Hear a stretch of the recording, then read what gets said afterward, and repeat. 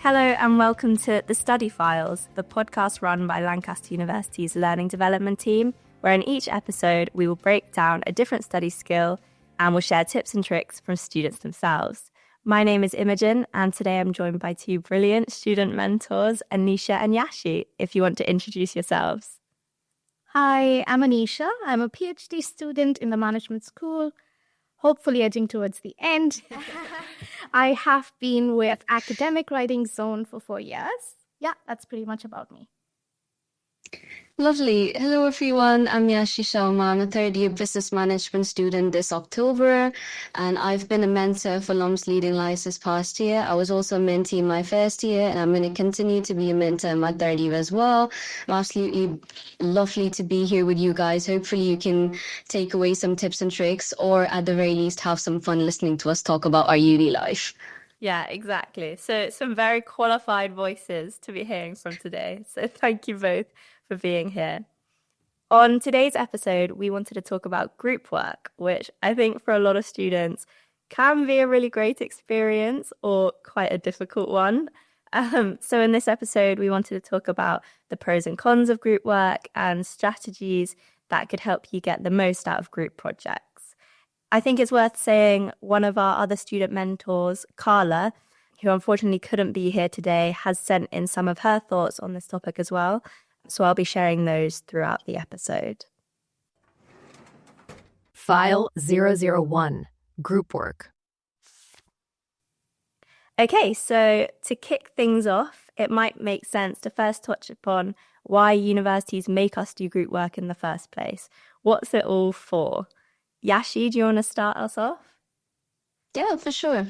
I think what I've noticed being a student is the fundamental reason universities make you do group work is because university is kind of that first step into adulting, if you will. So they want to stimulate real life experiences that you will have after you leave university.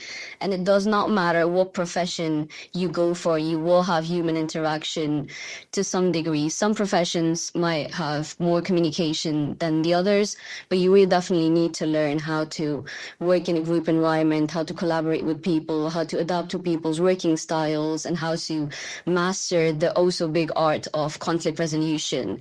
I think that's what I've noticed. It's more about you learning that skill rather than what marks you get out of these assignments. So they need you to know how to communicate well, how to put your thoughts across without cutting other people off. Small stuff like that. That's what I've noticed, and I'd love to know what Anisha thinks about this topic as well, because she's definitely been in uni more than I have. You have definitely so much experience.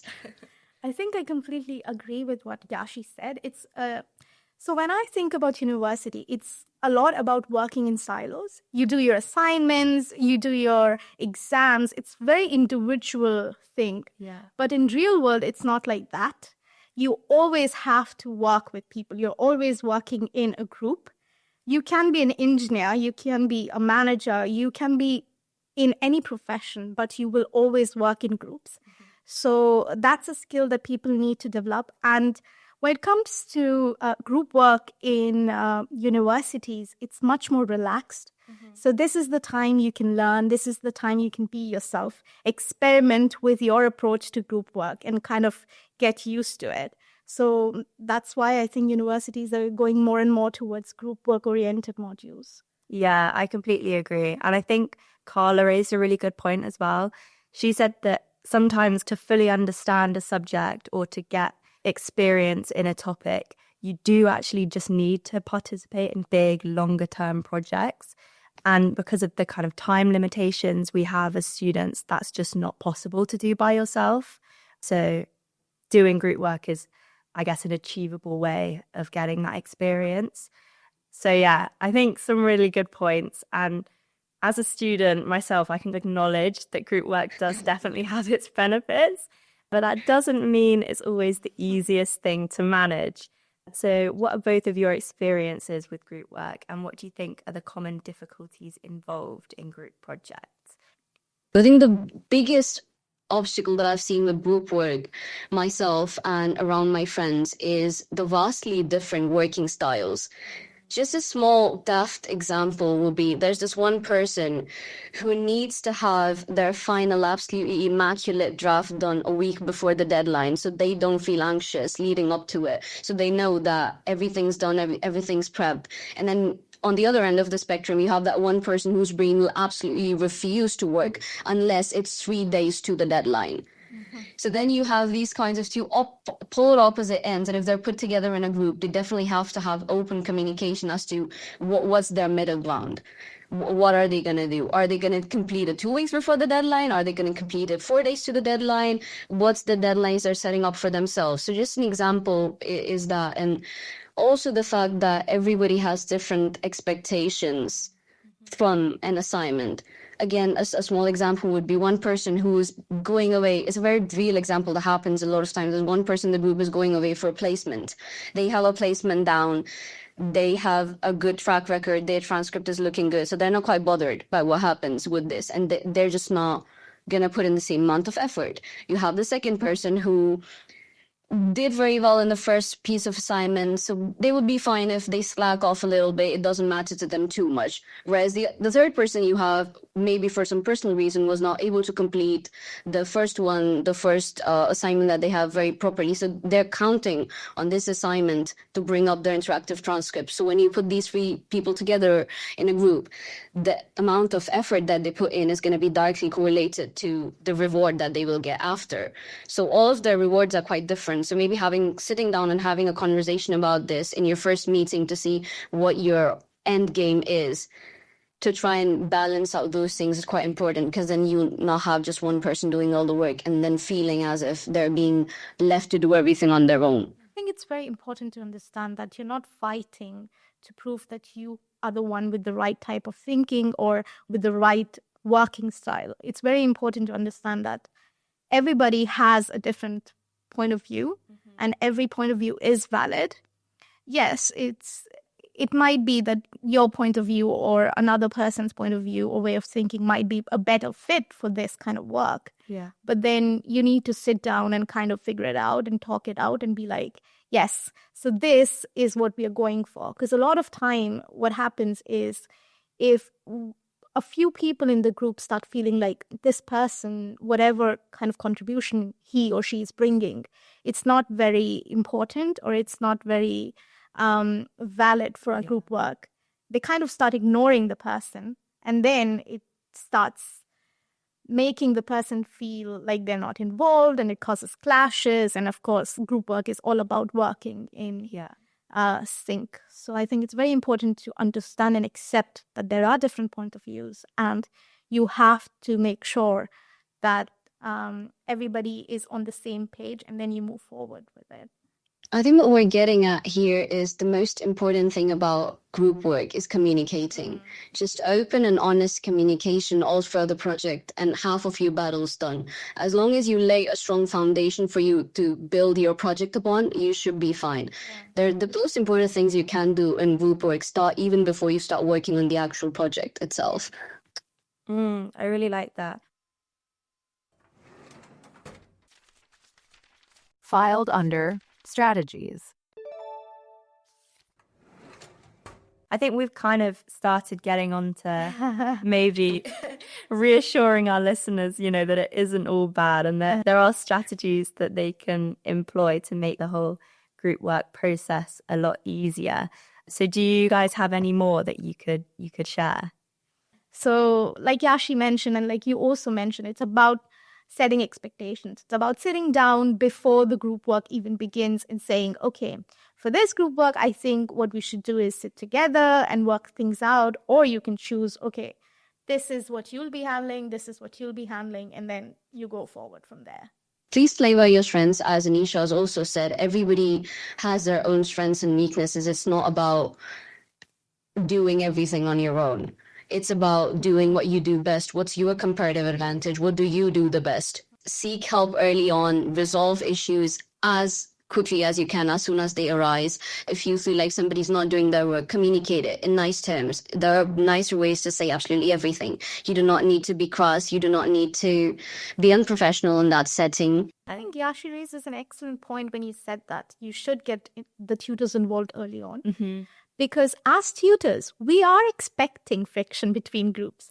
We have been doing this for the last couple of years, and we are expecting it. But what students think is, if we go and get the tutors involved right now, they might judge us, they might think we are complaining. But that's not the case. We know there will be friction. It's when you guys get us involved at the last. Because if it's at the end, we can't really do much. Yeah. If it's in the beginning, we can actually try to push the student ourselves. We can be like, okay, I think you need to put in more effort. We can talk to the student. We can be the mediator if you guys want. But it needs to be early on. Yeah, I agree. I think don't suffer in silence. Yeah. I mean, I know a big part of group work is kind of managing different people's personalities and trying to get on with people and be productive.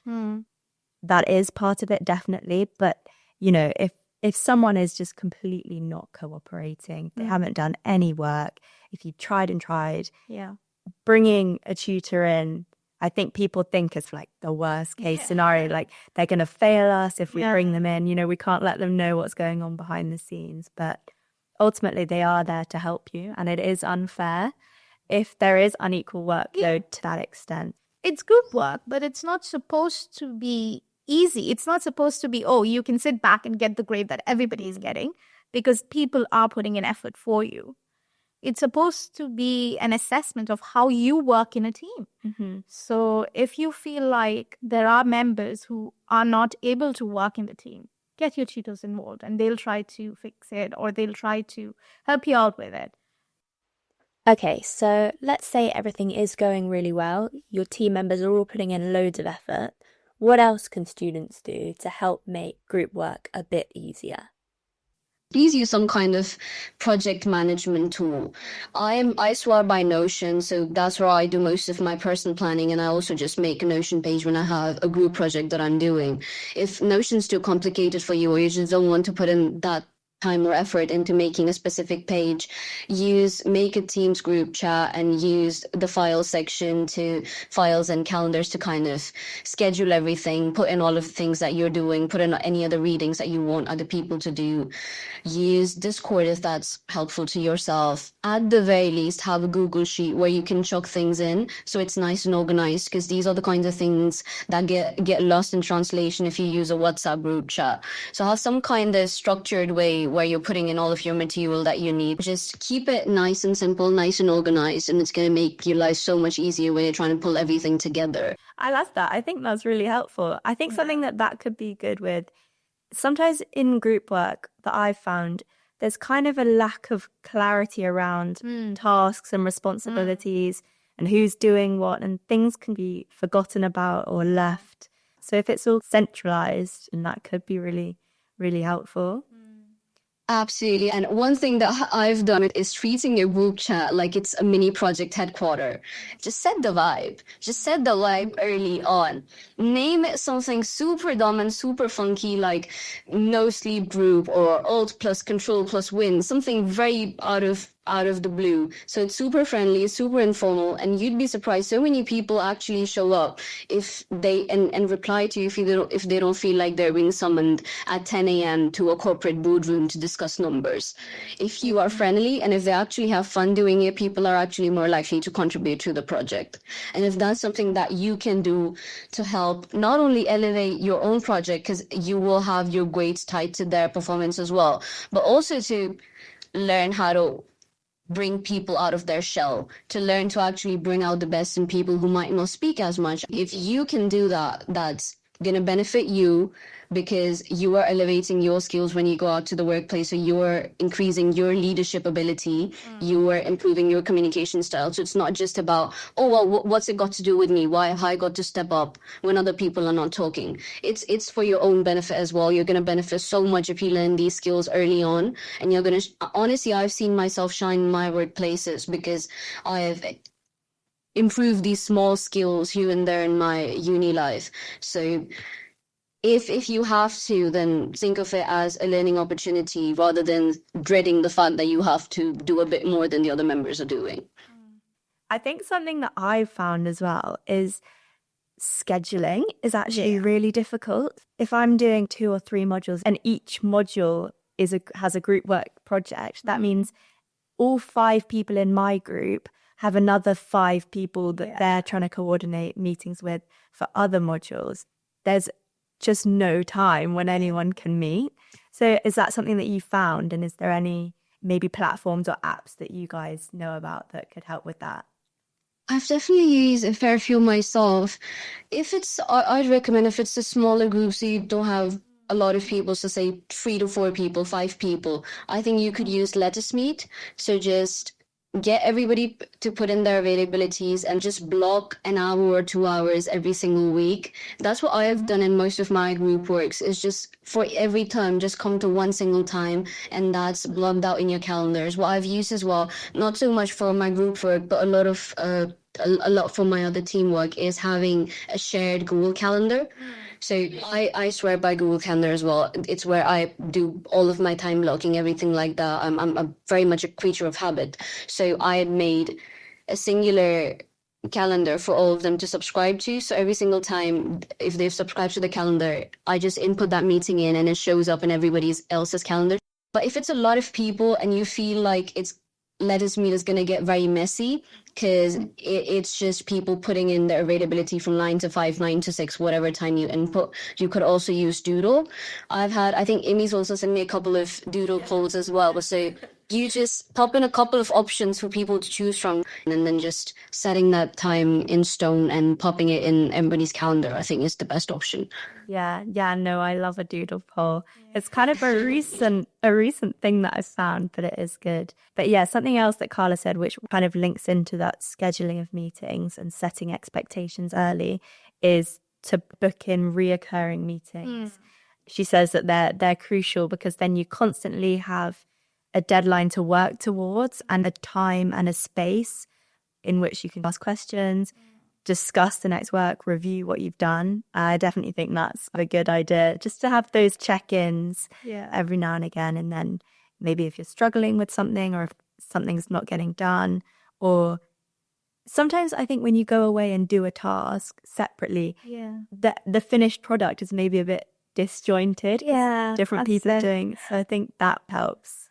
I think that's the thing, as tutors, we keep telling students, you need to have meetings. You need to have meetings.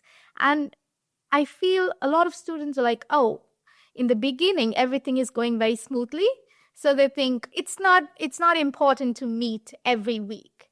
If we have something to discuss, we will meet. Yeah. But that's not the way you should take, because it's so important to have meetings every week and discuss, just to understand what the other person is doing. Just because a lot of time group work means your decisions will be impacted by other people, and your decisions will impact other people as well. So it's important to sit down in a room and be like open about what you did and why you did it and everything, so that other people can make their decisions according to that. Yeah. Absolutely. 100% agree with that as well, because what I've seen, just to echo what Anisha said about meeting every single week, even if you don't have anything to discuss, you can just all sit there and get your work done. So that blocking that time out, if you're together with a group of people who are all working towards the same project, you're more likely to actually not procrastinate and get your work done. And so many things come up, right? As when you're researching or when you're writing something, when you want to ask people, we're like, oh, well, I'm just going to do whatever, because it's going to take up so much time for me to text them and then for them to get back to me. So I'm just going to take my own call. When you're working together, you don't have to do that. You just have those people on the table. Just ask them, have a discussion around it. So even if you don't have anything to discuss, just work on your own things. Work on your own individual parts, and that's going to get stuff done. You're going to be more in tune with what every other person is doing, as Anisha said. So have that commitment with yourself. It's a hard call to take. It is very hard to say, because I've had times where I was like, I've got nothing to discuss and I've got 2 other meetings after it. Do I really want to go? But I promise you, if you go there and if you get the work done, you're going to feel so much better afterwards. And you're going to feel so much prouder of the work that you given for getting marked as well. Yeah, I completely agree. I think sometimes, like you said, even if you're working on different parts of the project, just sit together in a room and do it. And then if you have just like a really quick question, it makes life so much easier. That reminds me, actually, one of the groups, which was the best performing group for the third year module that I'm working on or was working on, basically, when we asked them, okay, so how did you guys plan your meetings and how did you guys work, basically? And they told us they would always book a room in the library and 2 to 3 hours, basically. And every week, that's when they come together and do work on this module.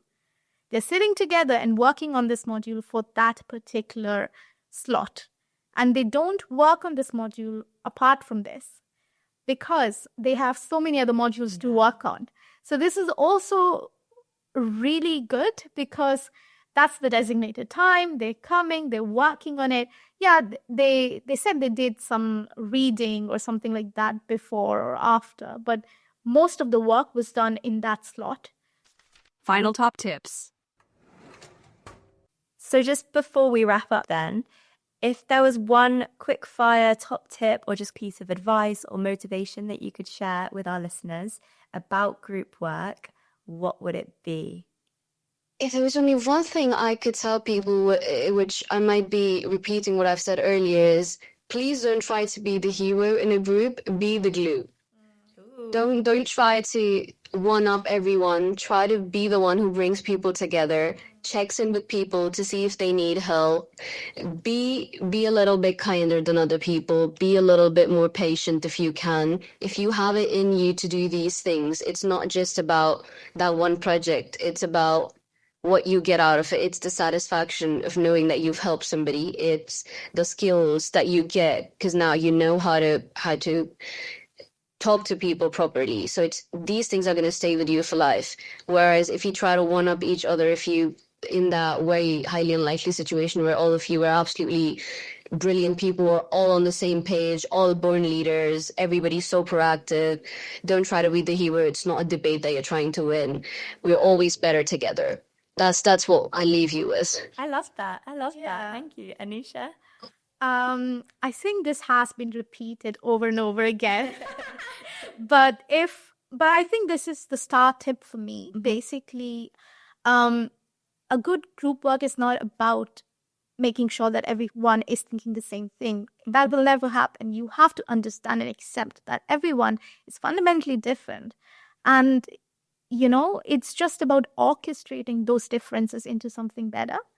So making sure that you understand, everyone has a different point of view, and then using that to your benefit. And that's how you get a good work. Yeah, that's great. I love that.